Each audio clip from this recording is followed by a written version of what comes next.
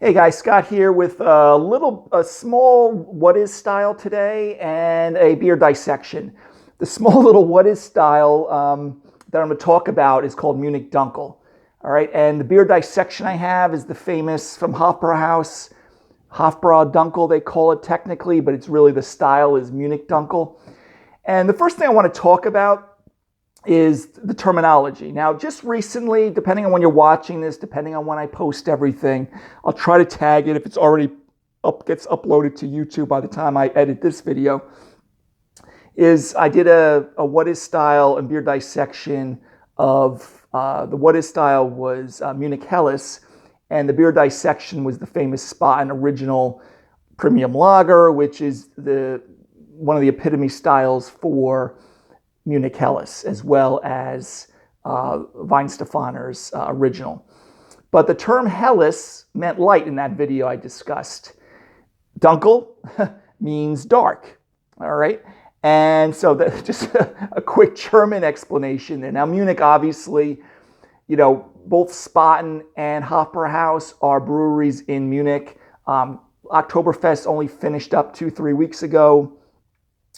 The other, from this point where I'm recording this at least, and, Hofbrau Haus and Spaten are one of the 2 of the 6 breweries that are allowed there. But again, I'm not going to go down that wormhole too much.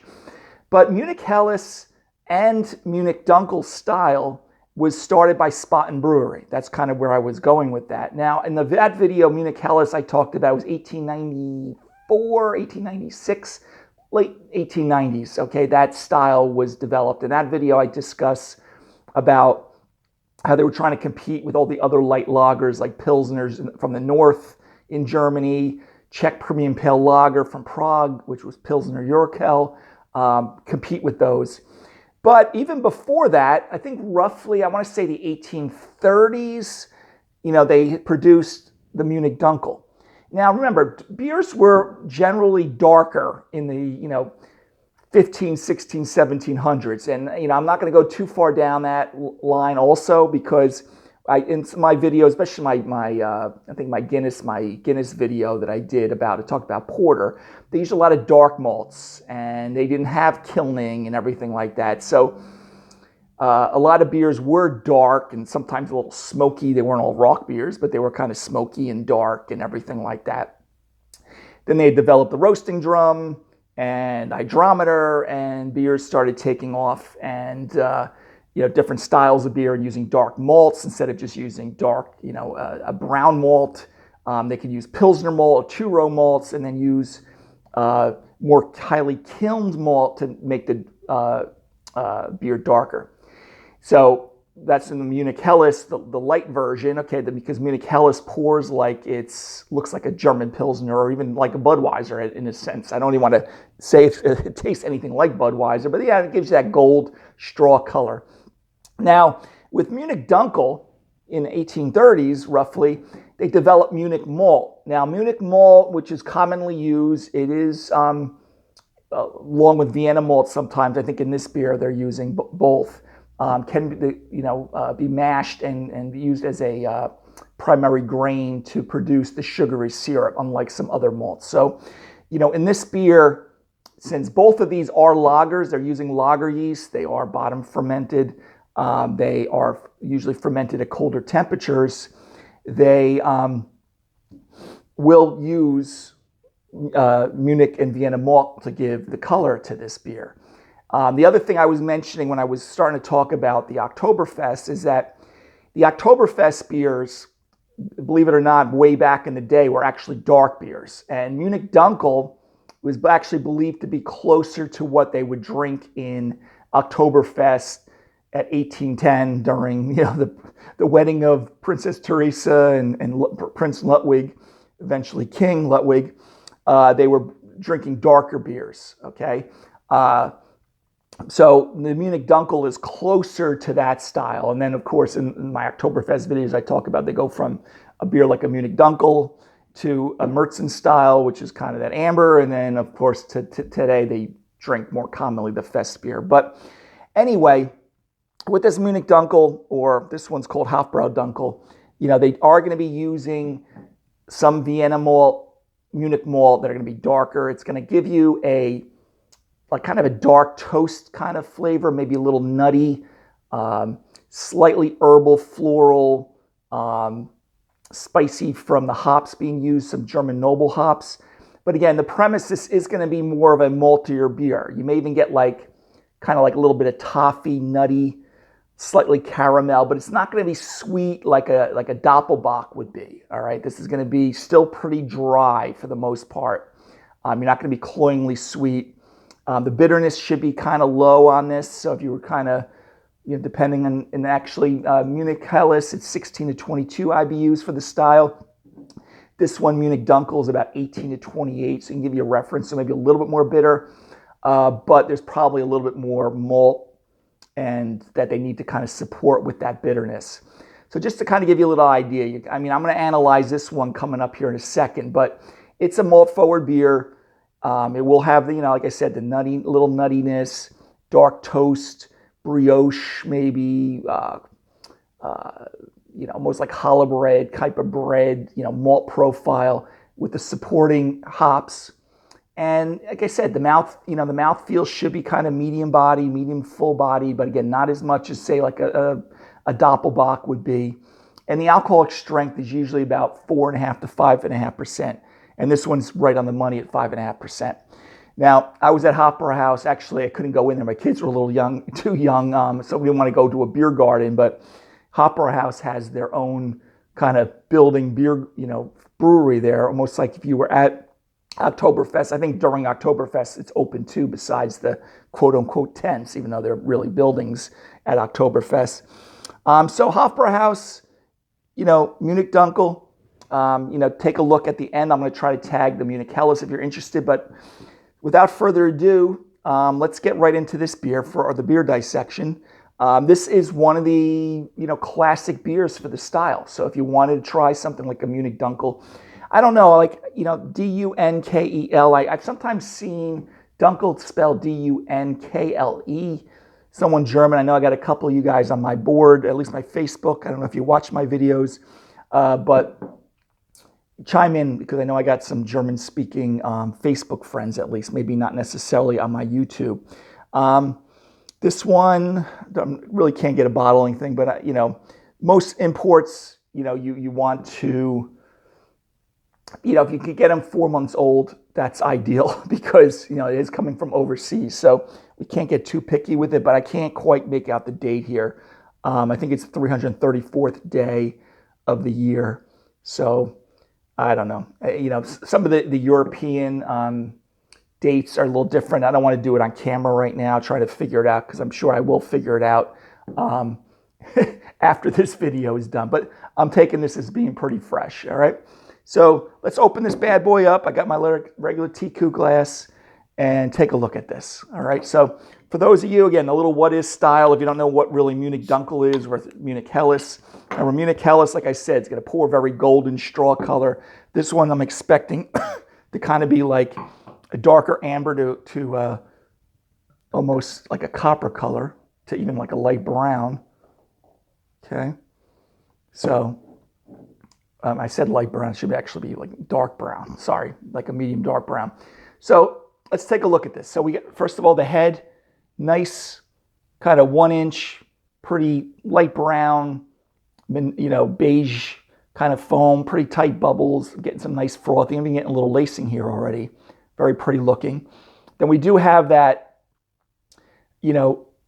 copper, dark amber kind of color to even, like a medium brown to dark brown. So there is some range from there. I should say the interpretation of it. So this is kind of more, to me, like medium to, a dark brown. But if someone wanted to say like it was a darker copper, it's probably not amber. I probably misspeak saying that. It's not really amber. It's kind of like a dark copper to a medium brown color. But it's pretty clear. I can see some kind of a reddish garnet color at the bottom seen through. So it is clear, even though it is dark, right?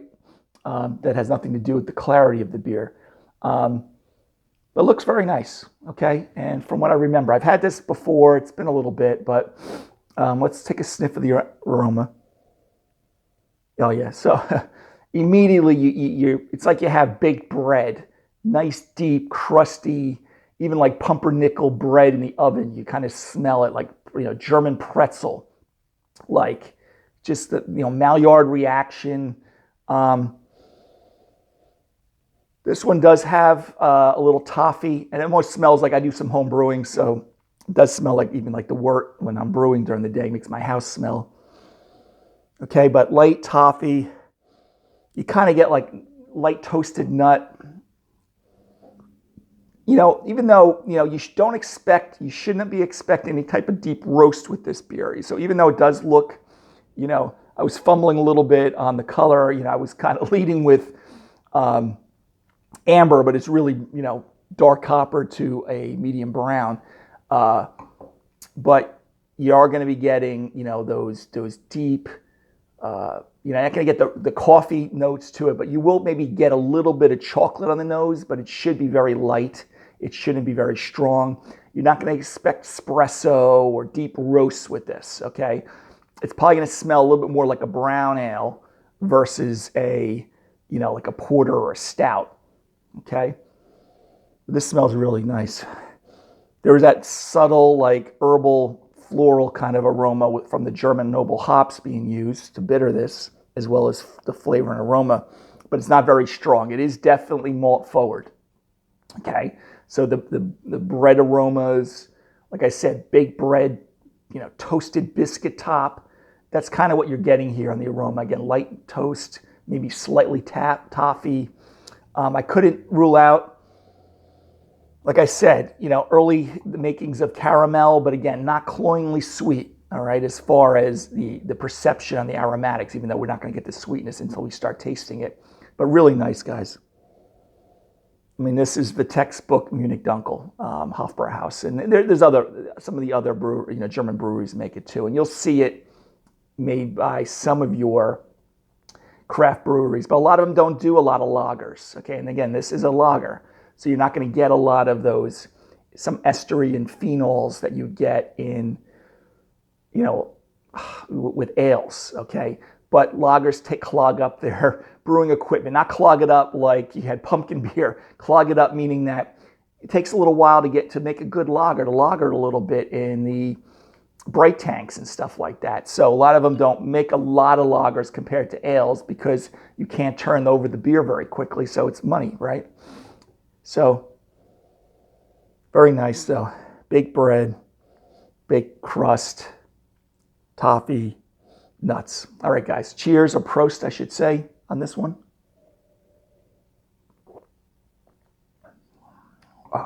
Nice high carbonation. First thing I get is the same thing from the aromatics.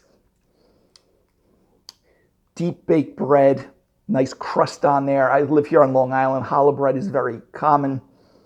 Gnawing on the outside of a challah roll. Maillard reaction, toast. Malt forward, of course. Bitterness is kind of low to moderate.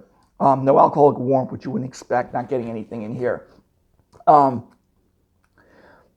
You get kind of that subtle herbal character from the hops, but again, this is a malt forward dominant beer, so you're not really going to be expecting too much with there. Slight, medium bodied, medium full bodied, but not, again, cloyingly sweet. It does drink still pretty dry. So I'm sure it's well attenuated. Remember, attenuation is how the percentage of yeast that eat through all the sugars. Low attenuation, be more cloyingly sweet the beer, or at least sweeter. More attenuation has the beer become drier. Very crisp. But again, even on the aftertaste, you're kind of left more with that, like you're gnawing on like a overcooked pretzel, challah bread, toast, crust, stuff like that. But very good. I mean, really, one of the epitomes of the style. Like I said, sorry I misspoke earlier by calling this beer amber. It's not amber. Okay, definitely see it's kind of a dark copper to kind of a medium brown at most. I definitely wouldn't call it dark brown. But again, it's amazing. Like, you know, it obviously wort, which is what we call when you do the mash, when you're doing the boil, we call it that the wort. That's going to eventually be the yeast are going to act on it to create the beer.